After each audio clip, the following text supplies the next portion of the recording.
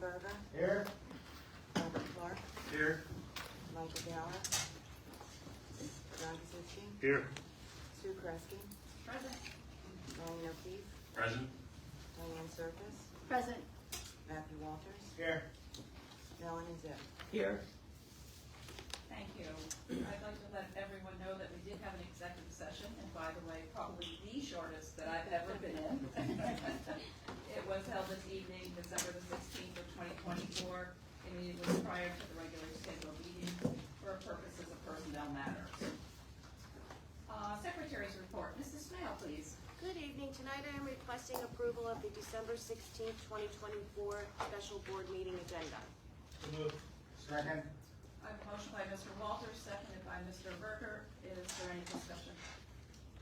All those in favor, please signify by saying aye. Aye. Anyone opposed? And that motion carries. Pleasant Valley citizens, at this time, is there anyone that would like to address the board? We will be only having one comment section this evening since it's a special meeting. It will be open to agenda items and non-agenda items. So if anyone would like to have a moment, please come to the podium, state your name, township, and there, of course, is the 3-minute limit. Denise Oakley, Chestnut Hill Township. The detailed plans for the renovation bids, if work is not done for detailed plans that should have been submitted, is there a cap on the work? That there won't be any overruns. And the due dates are etched in stone, and I guess they should be. It would be like, the cap should be there because they're the experts and they should have looked through every nook and cranny, just like if we took our cars there to a shop, they have all the technology and knowledge and experience, best practices. They call and give you an estimate. There shouldn't be any hidden costs now. Taxpayers shouldn't be exposed to any type of overruns. Mold businesses, remediation, the same thing, cost determined, just to give you an analogy. They're due to all the tools in their wheelhouse they have to use, and no additional costs are gonna be given to the person who's asking for the mold remediation, so they should be taking on that burden, the contractors and the people giving the bids. Shouldn't be any overruns, cost to the taxpayers. Renovation people must have the experiences, certification, licenses, training, whatever information they could need now, and we should all be aware of it. Board should be aware of it, so that everything has been passed, that the taxpayers aren't going to be burdened with millions of dollars should there be something unforeseen. It should have all been seen. That's why they're the experts, and they shouldn't have overruns. So the renovators are the experts, so it's, we can't come back and hear there's no big deal that they're wrong. It is a big deal. So I'm sure that the board is looking at all of this and make sure there's no $1 million exposure for us. And the renovations will be the responsibility of the experts. Taxpayers in the community are already burdened with many things with the renovations. We don't want anything else from the renovations to be burdened on us that are being done, and we need to have it prevented.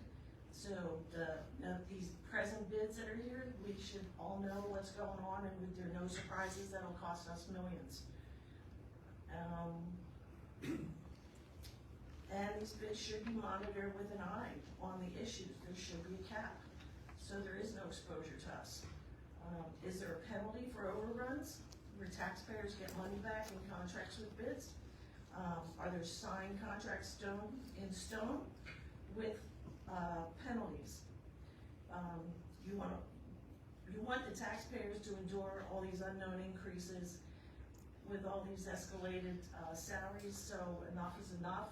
We just need this information given out and us protected, because we don't have millions. And what was the procedure the board went through to avoid all these any overruns, and the taxpayers are burdened enough with millions of dollars, and we don't want any more. You've reached your 3 minutes.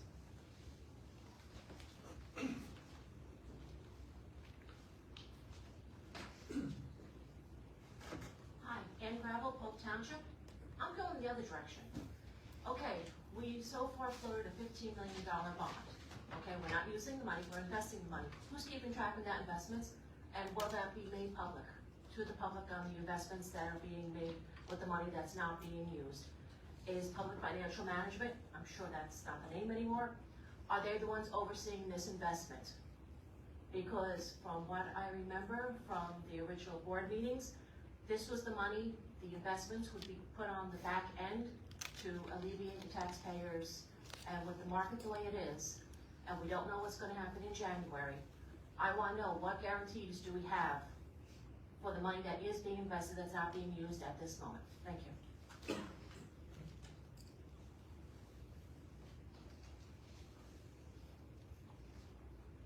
Okay, seeing no one else approach the podium, business manager, Mrs. Mayo.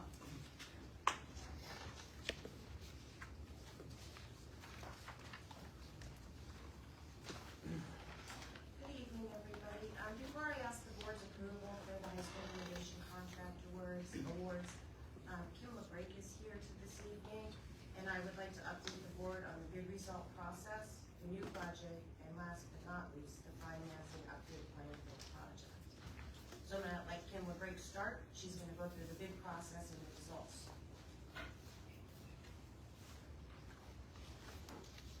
Good evening, everyone. Thank you for taking the time to put this special meeting together so we can move on to our next step of the renovation project at the high school. We received bids last Wednesday for 5 contracts: general construction, mechanical construction, electrical construction, plumbing construction, and abatement. I'm here to say that the bids went very well on behalf of the board. We had competition in the bidding realm. We had a minimum of 2 bids, and most or more than 2 bids per contract. We reviewed these bids. We've made sure that they've met the qualifications provided in the bid documents. We've contacted each of the apparent low bid bidders, and all of them are standing by their bid. There was no issues with them. They thought it was a good set of documents, and they felt comfortable with their prices. So I want to go over the first bids I received was for general construction. The low bidder was Lobar Inc. from Dillsburg, PA. We looked at, there were 26 alternates across the board for all the contracts. So we reviewed all of the alternates, and in just about every case, all the alternates were accepted by the board. So with the alternates, 1A, 2, 3, 4, 5, 6, 7, 10, 11, 12, keep going, 13, 14, 15, 18, 19, 20, 21, 22, 23, 24, 25, and 26 for the GC. The total contract award would be for $38,261,500 with $261,500. I will note to everyone that the original budget that we were planning for the GC was over $40 million. So we are below budget for this contract. The mechanical contract, same thing. We only took 1 alternate, and that was alternate 1A, which was accepted for all 4 contracts. Leica Mechanicals out of Telford, PA. So with the 1A, and I should have said alternate 1A is the team room addition to the gymnasium. It was the largest alternate in the group. The total mechanical contract award amount is $13,894,000. Again, under budget. Electrical contract, low bid contractor was Wingap Electric. We accepted alternates 1A, 3, 4, 13, 14, and 26 for a total contract award amount of $14,288,370. Again, below the initial estimate. Last general construction contract was a plumbing contract. Again, Mechanical was the low bid, which honestly is a really good thing for this project because mechanical and plumbing contractors really need to work closely together. And so that will alleviate some of the coordination issues that we may see. We accepted alternates again, 1A and 4, and for the total plumbing contract award of $5,551,000, again, under estimated budget. Our last contract was for environmental abatement construction. Low bid was Sargent Enterprises from Jim Thorpe. Their total award for the contract was $576,324. That one was actually only about $4,000 under the estimate, so that one was very close. We want to thank the board, the design committee, the architect, and everyone, especially Randy, Tammy, Dr. Howard, that really put a really nice package together. The process for this was multiple meetings. I think I started coming here in 2020-ish to start the capital improvement project, so we could go through all the buildings and see what we needed to do for the district. We've been meeting for over 2 years, just about over 2 years for this project alone. Everyone was very engaged, provided valuable information to the design team, worked through all of the ifs, ands, buts of the project, and we were very lucky. All of the contractors that did respond to the bid were all top-notch contractors. Everyone that I personally worked with in the past, I know Shannon and Mike from KCBA have worked with all these contractors, so which is really a good news that there's no wild cards in the bunch. And Lobar has worked here previously. Yes, and Michael actually just finished up the middle school boiler renewals, the change for that. So yeah, we are very lucky with the group of contractors we have. Anything more? Does anybody have any questions for Kim? Is that on everything, these numbers that she was asking? Like, are we getting to actual, like, number 4, number 5, that type of thing, is that something we're doing later? Basically, all of, we The can alternates. go through each of the alternates. I got 1, 2, 3, 4 questions. Okay. Go ahead. Sure. Okay, number 4, when you get the blasting, is that blasting no matter how much we have to do, or, like, let's say, like, I see the blasting contract is what, $82,000. Does that mean we need $82,000 worth of it, or is that 82 that they're putting aside for the blasting? That was an alternate to go from unclassified earth removal, where there is no blasting allowed on site. If we do hit rock, then removal we're going to remove by pick, by truck, by bulldozer. We're not going to do blasting at the school. Well, I'm just saying that 82,000, that's concrete, that doesn't matter what they're saying. The difference They can is go it with it. doesn't matter what they hit, right? Okay. We took that to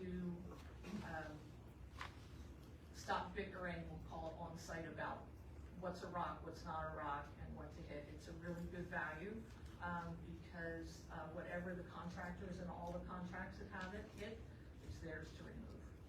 And then number 5, you're talking about sod versus seeding. Why the difference? I used to be in landscaping, so I noticed quite a difference between sod and their seeding. So Yeah, why do we make We go did sod? that because this project is a multi-phase project, and there are certain areas of the project that will be done before other areas of the project.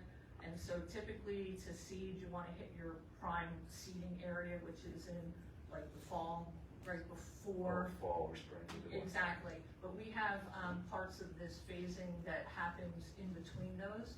And so if they're done in the summer, if they're done an addition, instead of throwing seed and knowing it's not going to survive, we would rather get the sod down and provide a complete project at the path. And who's gonna be responsible for the upkeep? Like, if you put sod down, someone doesn't, is that gonna become our maintenance, that sod is taken care of and watered properly? Because if that goes, then we're in big There is in their, in the specification, they have a warranty, the general contractor in this sense will have a warranty. It's typically for a year. Yeah, typically for a year, especially since they'll be on site, they'll be watering it and taking care of it at that point. That's my concern, because usually when they give you a warranty for a year, it might fall back on you to make sure there's proper chemicals put down and proper watering done, or else if it dies, then it's your problem. Yeah, And no, I don't think Randy needs any more work than what he already has on his plate. Yeah, I mean, there will be parts of this project that will be done, ahead of time. It's basically a 2.5-year project, so, you know, the, upkeep of certain areas will be handed over after the warranty period for the GC to the. And I understand the sod being put down at different times of the years is gonna preserve the ground that's underneath that, and that's something It that's is, it's gonna important help versus the with seed. runoff and, you know, rainy times, Correct. there's a lot of benefits to that, and the alternate price that was provided was a very good price to do that. Number 16, $237,000 plus for Thailand and J.C. Mills. Maybe I missed this. J.C. Mills is staying with us now? J.C. Mills, half the building is being mothballed. What we're doing is we're using that for our swing space during construction. When the project is complete, we're not taking it down. We are doing 3 major things in J.C. Mills. We're abating the rest of the VAT floors in that building to make sure that the whole building is done on environmental remediation. We're installing sprinklers and fire alarms, but those spaces will not be used. And we did not accept the alternate to put tile down at this point because we are not sure what that's gonna be used for. It would be, you know, more of a waste of money to tile every classroom and then start tearing walls out if it gets used for a different purpose. So we're not accepting. Number 16 is not. And It's if not- I could yeah. interject for just a moment. 16's not Yeah, included. the concept was that until we know how we're gonna use it, if we're going to reconfigure it, we don't wanna put anything down. We don't want finishes. Because if you take it down and you have to change the walls and et cetera, you're going to damage what you've already put down. So there's two. So we don't wanna put any additional investment into that segment which is being mothballed until such time as the district decides how and when that will be used and the purpose it will be used. So the $237,000 plus dollars isn't actually necessarily gonna be spent. And It's you not know, it's- included. We It's haven't not taken even out the included. asbestos. That's a requirement. It's not included. Only the blue Only the blue items are Only the blue included. items. I don't know if you're Just looking asking at how it, it's gonna go. if you're looking at it on your iPad, the Right. highlighted blue items are the ones that are the alternates being accepted. 16 is not. 16 is not 16 highlighted is blue, neither 17. and neither is 17. So it's not being accepted, so it's not included It's not in in, the contract, we're not requesting they do that work. Okay, so your blue ones are accepted. yes. So our athletic director presented volleyball poles for $6,000 and everything, and now 24 stating we're gonna get the poles for $12,000. What's the difference there that he was getting us for $6,000, the poles, the pads and everything, and now I see we're getting this, but it's gonna cost us $12,000. Where's that?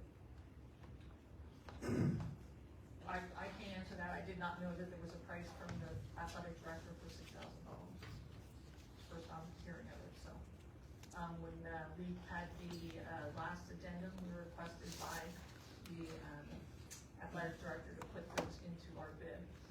Okay, so I guess what I'm asking for this type of money, how many poles are we getting? And was it 4 courts or 2 courts? You're getting 2 full sets of pads, nets, Poles.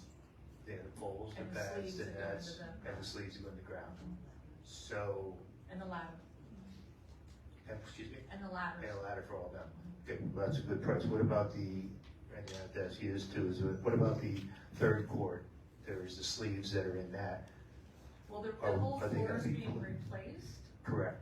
so we're down to just the 2 courts for volleyball. We're doing 3 volleyball. So you're not putting the There are extra 2 third now. in order to hold tournaments that we've had. Okay, we'll have to ask, because at this point, when we sold a gym, there was only 2 sets of volleyball. Yeah, it's been there since I've been coaching. That's all right. Yeah.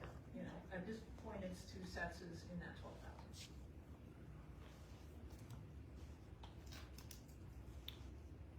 Any other questions, John? Excuse me? Any other questions? No, just why we're eliminating the third court. I mean, it's painted on there, it's everything on there. Can we add a change order to this for the additional third if we're able to do that? Well, it's not that you need the whole system, because we can still use the old system. The idea is that if you're gonna close up the ports that are in the floor, there's nowhere to put these other net systems that we have.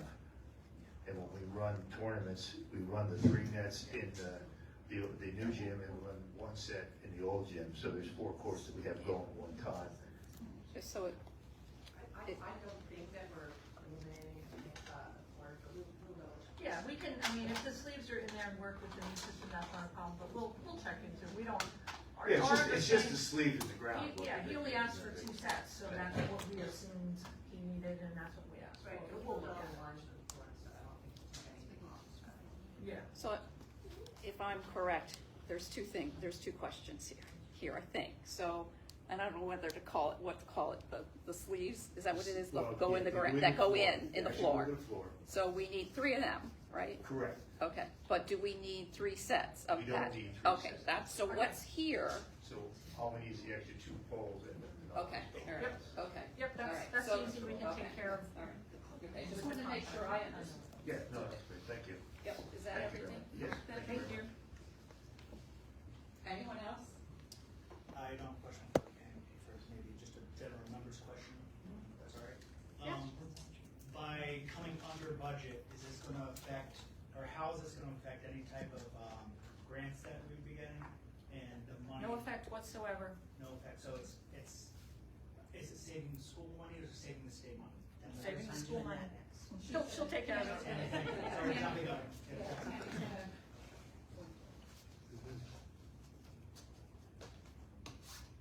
Okay. All right, thank you, Kim. Thanks, Kim.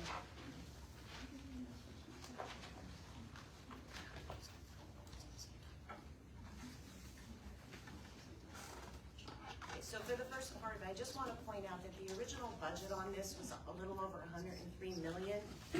And with the bids that came in, we actually ended up at 87 million. So we're $15 million under budget at this point for the construction project. Jason, can you go to that last slide, the PowerPoint? Sure.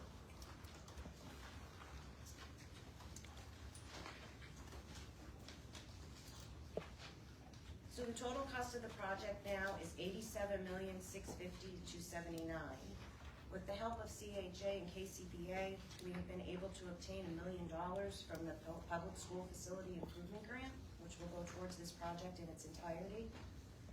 We've also obtained the Environmental Repairs Grant of $264,987. At this time, they're the only grants that are available for this project. As they become available, we will continue to apply for them.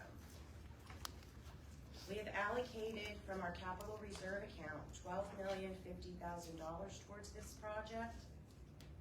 We had some funds left over from our 2018 bond, so we used the remaining balance of that of $377,403 towards this project. Our first bond that we did was in 2023, which was a $15 million bond. The principal that we received from that bond was $14,774,438.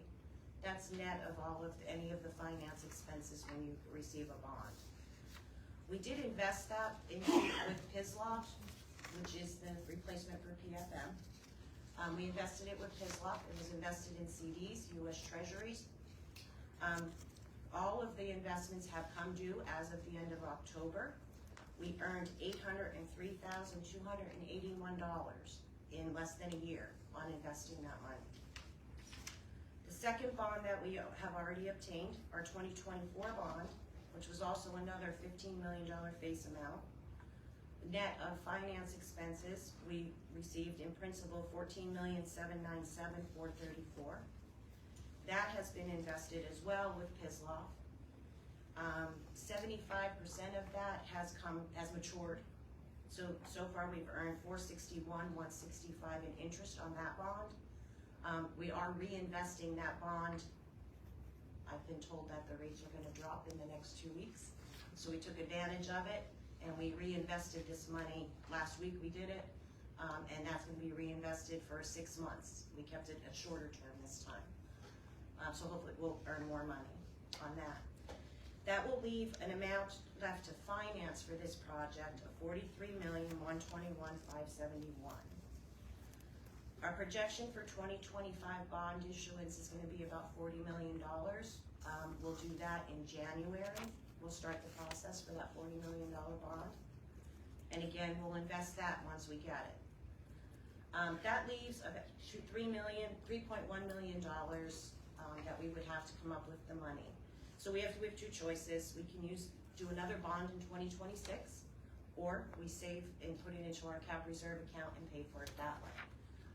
We'll make that decision as we get closer to 2026 to see how the project is going, where rates are at that time, and if anything else comes up with the district. Over the last several years, the business office and the school board has been budgeting a line item expense for the high school renovation project in order to fully fund the bond borrowing by the end of the 26-27 school year, to have very little or no impact to the taxpayers. Very little or no impact to the taxpayers. To date, we have been able to stay on track with this budget plan. With the new budget numbers, we are projecting that the high school renovation project will be fully funded by the end of the 25-26 school year, a year earlier than expected. Again, we are doing this with very little to no impact on the taxpayers.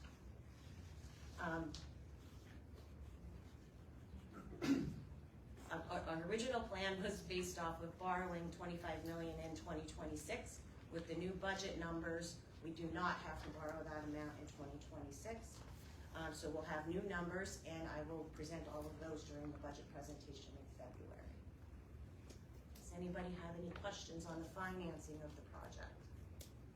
When you say very little impact to the taxpayers and all of us sitting here who live in this community, what does that come down to per person, per household? Do we have an average what that looks like per person if we do have to have some kind of fee on us? So our overall budget for 24-25 averaged $34 or $35 per household for the year. Say that one more time. For 24-25, when we did the budget, our tax increase was 1%, and that comes out to about $34, $35 per household for the increase. I'd like to make a comment. I'm not sure that the public at large understands what we did relative to investing the funds. Basically what we did was we got a fixed rate for borrowing the loan, but we could invest short at a higher rate and therefore accumulate dollars which are savings to the taxpayer. And those are the dollars that our business manager was talking about. Those are savings that we created by investing, taking a long bond, investing at higher current rates for short duration, and accumulating money that the taxpayer doesn't have to pay. So to follow up on that, we borrowed our bonds at about 4.6, 4.7%. We invested it at 5.7 to 5.9%. And if I could just mention, if you also recall, we took the bonds in $15 million increments so that we would not have what's called an arbitrage and have to let the interest go back to the banks. We were able to keep it by the way that we borrowed it into $15 million bonds. Also, like Randy, with all these new renovations, it's also going to save the taxpayers basically heating and electric and cooling and stuff like that as well. So they're going to see the long-term interest of spending this money and getting something back in return for it as well, in heating and comfort. And cooling, yeah. I mean, most of that equipment is 30 years old. Right, and there were less repairs we're gonna have, like every time we had something repaired, you were telling us when you came here to us, it was like thousands, tens of thousands of dollars to repair things. And now this is all done, so we'll get back, less Yeah. repairs. Yep. In addition to that, this is going to do a lot of safety for our students. If you recall, we took care of eliminating some doors, changing all of our locks, putting in a lock area where the students will be coming in. They'll all be coming in one area. That was all discussed in the past, but I just wanted to bring that up again, that this will take care of some safety issues. And we will also have sprinklers throughout the entire building.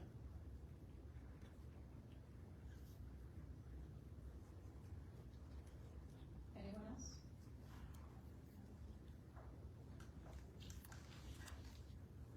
Okay.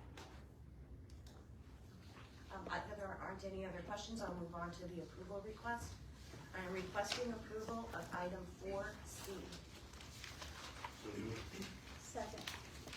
I have a motion by Mr. Kuzinski and seconded by Mr. Surface. Is there any discussion?